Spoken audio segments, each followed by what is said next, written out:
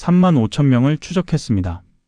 23년간 콜롬비아 대학 연구팀의 장기 프로젝트였습니다. 결과는 충격적이었습니다.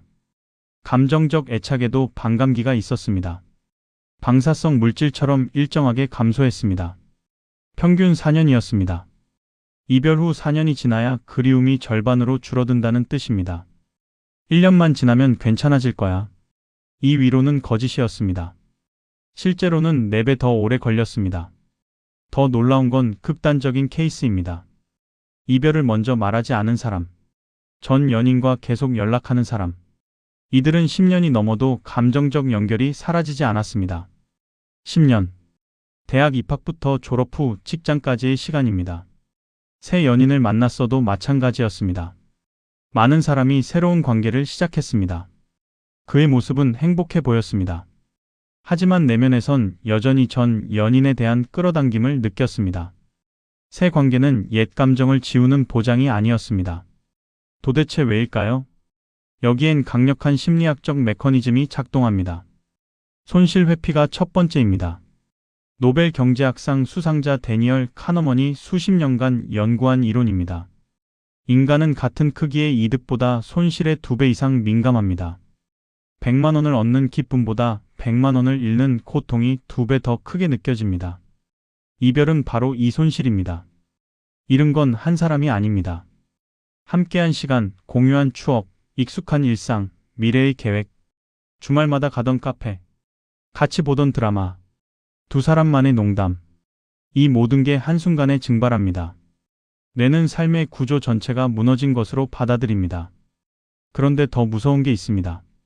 이별을 당한 사람이 먼저 이별을 말한 사람보다 훨씬 오래 그리워합니다. 거부당했다는 경험이 자존감 손상을 일으키기 때문입니다. 우울증 발생률은 3배 높았습니다. 내가 부족했나? 내가 못났나? 이 질문들이 끊임없이 반복됩니다. 거부는 반출을 촉발합니다. 끊임없이 생각합니다. 내가 뭘 잘못했을까?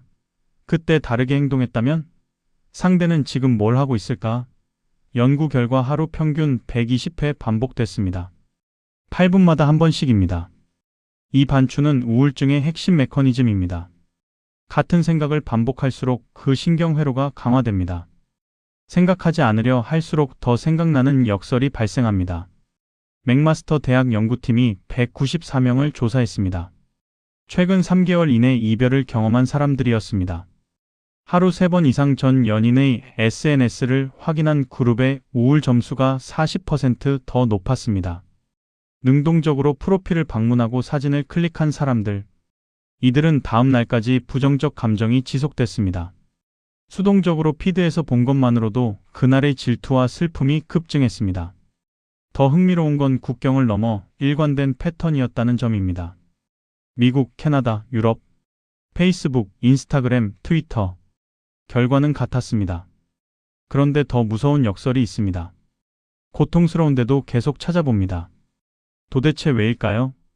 모호한 상실이 바로 이것입니다. 죽음처럼 명확한 끝이 아닙니다. 그 사람은 어딘가 살아 있습니다. SNS에 웃고 있습니다. 행복해 보입니다. 이 모호함이 심리적 종결을 방해합니다. 뇌는 명확한 끝을 원합니다. 하지만 SNS는 끊임없이 아직 끝나지 않았다는 신호를 보냅니다. 가능성이 남아있다는 환상을 만듭니다. 도대체 우리 뇌에선 무슨 일이 일어나는 걸까요? 컬럼비아 대학 신경과학자 에드워드 스미스 연구팀이 실험을 진행했습니다. 최근 원치 않는 이별을 경험한 사람들을 모집했습니다. fMRI 뇌 스캔을 하며 전 연인의 사진을 보여줬습니다. 결과는 놀라웠습니다. 특정 뇌 영역이 활성화됐습니다. 복측 피계 영역, 측좌핵, 안화전투 피질. 이 영역들의 공통점이 뭘까요? 보상과 동기를 담당하는 곳입니다. 도파민 방출과 관련된 영역입니다. 음식을 먹을 때, 돈을 벌 때 활성화되는 바로 그 영역입니다. 여기가 핵심입니다. 이 뇌 활성화 패턴은 약물 중독자가 마약을 갈망할 때와 동일합니다. 코카인 중독자에게 코카인 사진을 보여주면 똑같은 영역이 반응합니다. 활성화 수준도 비슷했습니다. 87%의 일치율을 보였습니다. 연인과의 관계는 뇌의 강력한 보상 회로를 만듭니다. 매일의 만남, 스킨십, 대화, 문자 메시지. 이 모든 것이 도파민을 방출시킵니다. 몇 개월, 몇 년 동안 반복되면 고속도로처럼 넓고 빠른 신경 경로가 만들어집니다. 그런데 갑자기 이별이 옵니다. 도파민 공급이 끊깁니다. 정상 수치의 50에서 60% 수준으로 떨어집니다. 헤로인 금단 환자와 비슷한 수준입니다. 이것이 진짜 갈망을 만듭니다. 마약 중독자가 금단 증상으로 고통받듯 이별한 사람도 신경화학적 금단 증상을 겪습니다. SNS를 확인하고 옛날 사진을 보고 그 사람이 가던 카페를 찾아가는 행동. 이것들은 약한 의지가 아닙니다. 뇌가 도파민 보상을 찾아 헤매는 것입니다. 그런데 왜 똑똑한 사람도 이 함정에 빠질까요? 코르티솔이 증가하기 때문입니다. 스트레스 호르몬입니다. 이별 후 정상 수치의 2배로 상승합니다. 불안, 수면 장애, 가슴 통증, 소화 문제까지 일으킵니다. 수면 시간은 평균 2시간 감소했습니다. 집중력은 30% 떨어졌습니다. 이별 후 몸이 아프다는 말. 이건 상상이 아닙니다. 실제 생리학적 반응입니다. 신경가소성도 중요합니다. 신경가소성은 성장과 재조직을 통해 뇌가 스스로 신경회로를 바꾸는 능력입니다. 뇌는 평생 변합니다. 새로운 연결을 만들고 오래된 연결을 약화시킵니다. 숲속길을 생각해 보세요. 매일 다니면 뚜렷해집니다. 안 다니면 풀이 자라 사라집니다. 연인과의 추억도 마찬가지입니다. 매일 떠올리고 SNS를 보고 연락하면 신경 경로가 강화됩니다.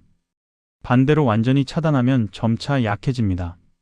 연구에 따르면 60일에서 90일의 완전한 무접촉이 신경 재조직을 허용합니다. 약 3개월입니다. 이 기간 동안 뇌는 새로운 보상 회로를 찾습니다. 운동, 취미, 새로운 사람에게서 도파민을 얻는 법을 학습합니다. 하지만 대부분은 2주, 3주 만에 무너집니다. 안부라도 물어볼까? 하며 연락합니다. 그 순간 타이머가 리셋됩니다. 다시 0일부터 시작입니다. 그런데 놀라운 사실이 있습니다. 애리조나 대학 연구팀이 이별 후 전 연인과의 접촉을 2개월간 추적했습니다. 실시간으로 되면 접촉 빈도를 측정했습니다. 충격적인 결과가 나왔습니다. 대면 접촉이 증가하면 심리적 고통의 회복 속도가 112% 느려졌습니다. 즉, 만날수록 회복이 2배 이상 지연됐습니다. 일주일에 한 번 커피를 마시면 회복이 3개월 지연됩니다. 맥마스터 대학이 4개의 독립적 연구를 진행했습니다. 미국, 캐나다, 유럽, 페이스북, 인스타그램, 트위터. 결과는 일관됐습니다. 전 연인의 소셜미디어를 관찰하는 것만으로도 회복이 지연됐습니다. 능동적으로 찾아서 보는 것은 더 해로웠습니다. 직접 프로필을 방문한 사람들. 이들의 고통은 다음 날까지 이어졌습니다. 하루 3회 이상 확인하면 회복이 6개월 지연됐습니다. 그러나 수동적 노출도 안전하지 않았습니다. 피드에서 우연히 본 것만으로도 그날의 질투가 급증했습니다. 톨레도 청소년 관계 연구는 792명을 조사했습니다. 거의 절반이 재결합을 경험했습니다. 이별 후에도 절반 이상이 성적 관계를 지속했습니다. 왜일까요? 끝났지만 아직 정리 안 됐다. 미워하지만 사랑해. 이 모순된 감정이 사람들을 다시 전 연인에게 이끌었습니다. 한 번의 재결합 섹스가 3개월의 회복 기간을 리셋시켰습니다. 90일의 노력이 한순간에 사라졌습니다. 패턴이 보이시나요? 이별 후 그리움은 약한 의지가 아닙니다. 뇌의 보상회로, 도파민 시스템, 신경 가소성이 만드는 생물학적 반응입니다. 당신의 잘못이 아닙니다. 손실 회피는 우리를 과거에 묶어둡니다. 2배 더 강력한 고통으로. 모호한 전 연인과의 관계는 이별을 방해합니다. 접촉은 회복을 112% 늦추게 합니다. 과학은 명확합니다. 60일에서 90일의 완전한 무접촉, SNS 차단, 사진 삭제, 공통장소 회피. 이것만이 뇌가 재조직되는 길입니다. 4년을 1년으로 줄일 수 있습니다. 과학이 증명한 유일한 방법입니다. 뇌는 새로운 보상을 찾을 것입니다. 운동에서, 취미에서, 새로운 사람에서 도파민은 다시 흐를 것입니다. 다른 경로로. 선택은 여러분의 몫입니다. 오늘 영상이 좋았다면 구독과 좋아요 부탁드립니다.